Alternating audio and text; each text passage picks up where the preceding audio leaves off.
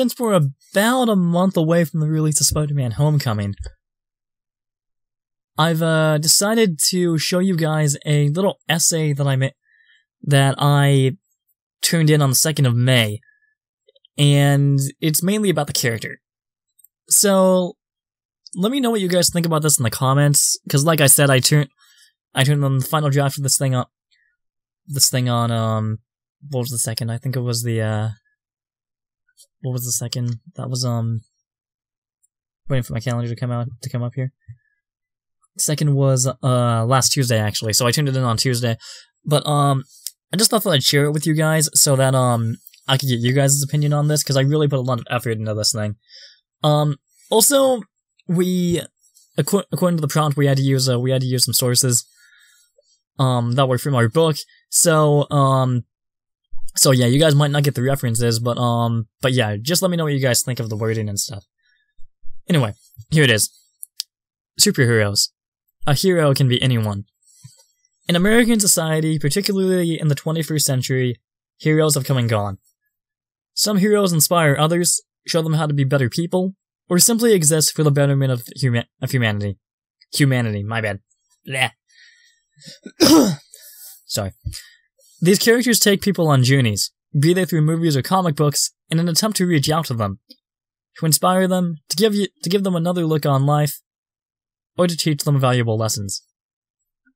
There are 3 popular types of heroes: classical, the anti-hero, and the superhero. The classical hero, as Linda Seeger puts it, goes through a story that shows, quote, who the hero is, what the hero needs, and how the story and character interact in order to create a transformation.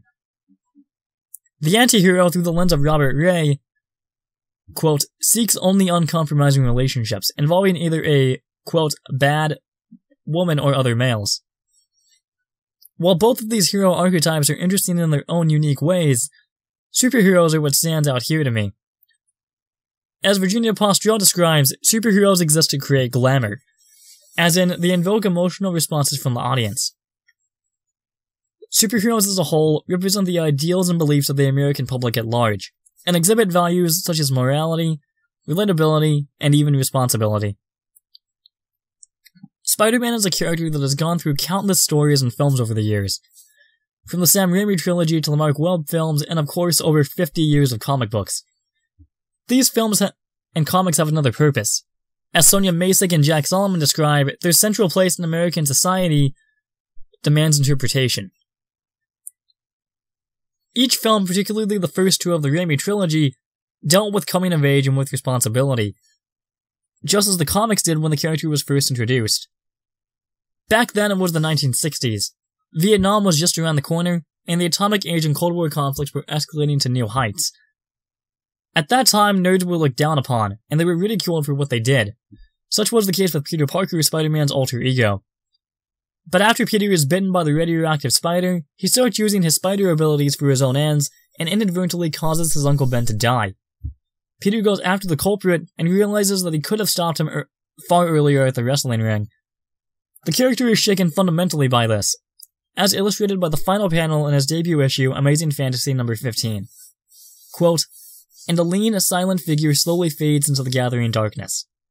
Aware at last that in this world, with great power there must also come great responsibility.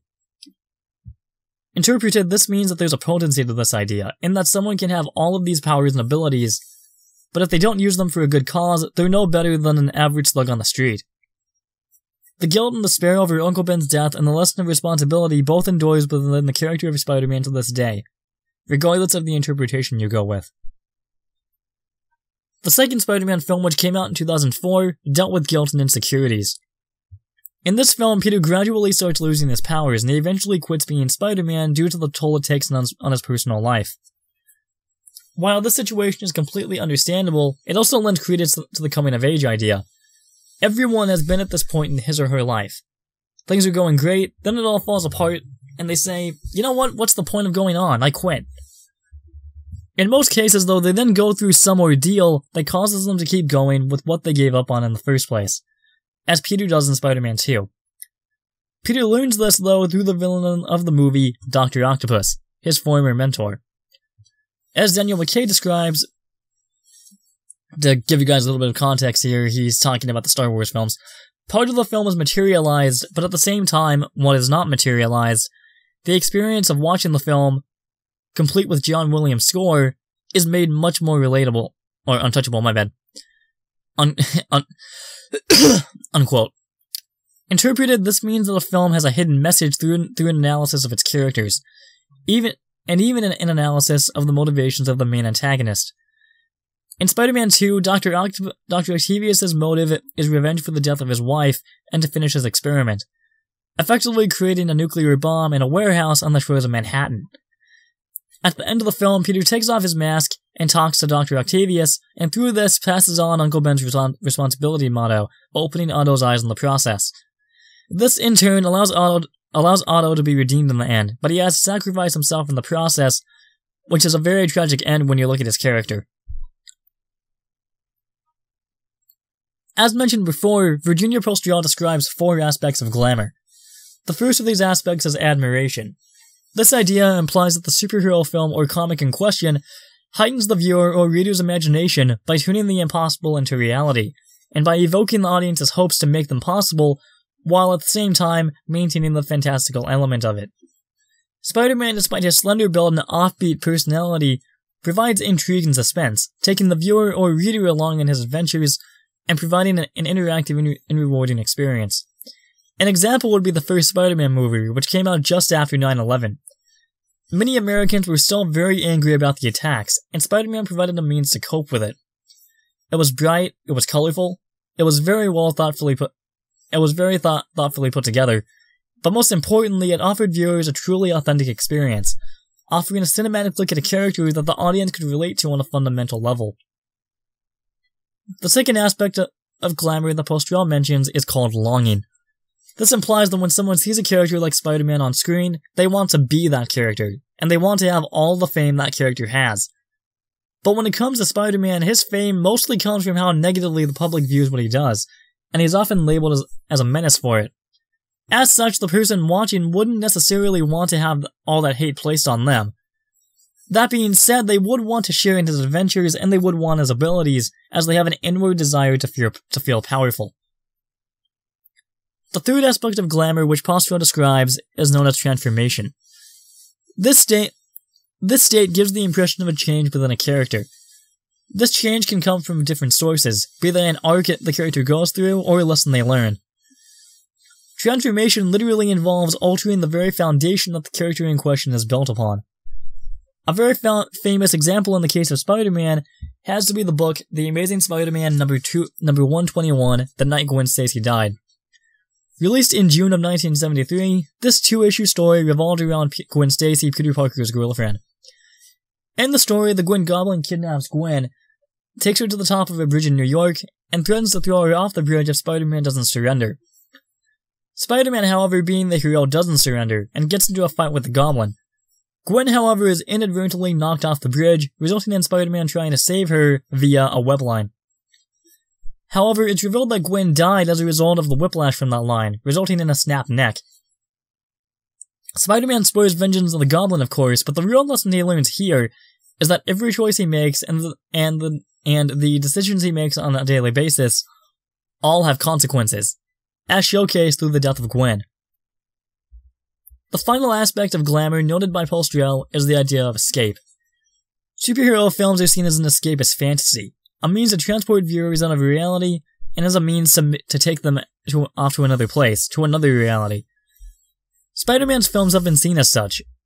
They've been seen as a means of escape, a means to take fans out of our world and into the Marvel Universe, which seems to be growing massively by the year, it seems. And it gives those fans another outlook on life through the lens of Spider-Man, and through his experiences fighting in New York City. Spider-Man has been a part of American pop culture now for over 60 years.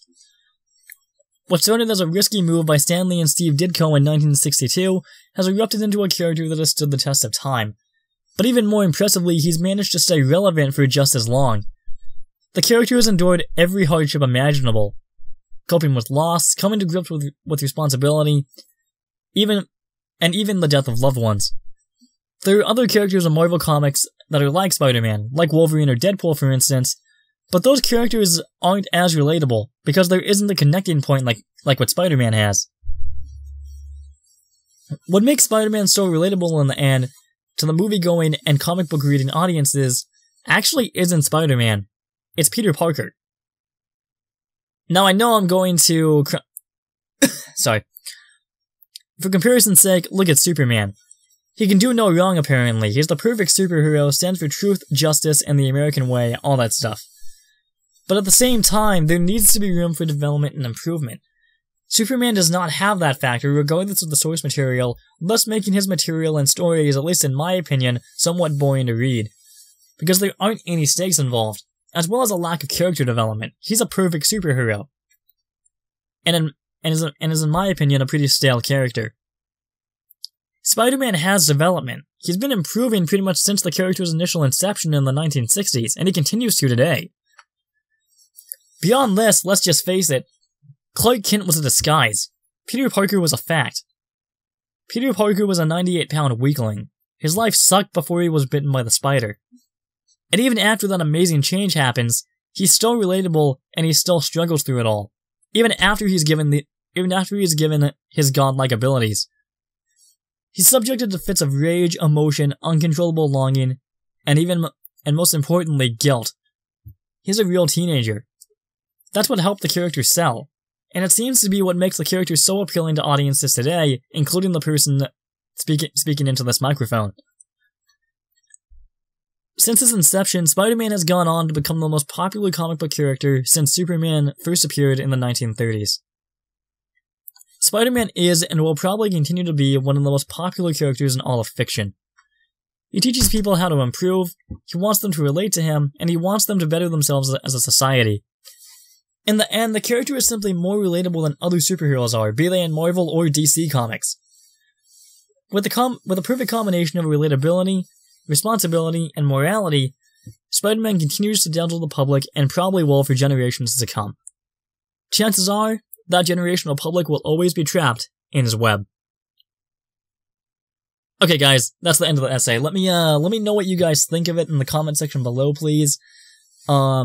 If you appreciate it, I would really enjoy it if you would just give this video a like, as it helps the channel out a great deal. Anyway, thank you guys so much for watching, and I will catch you guys down the road. God bless. Bye-bye.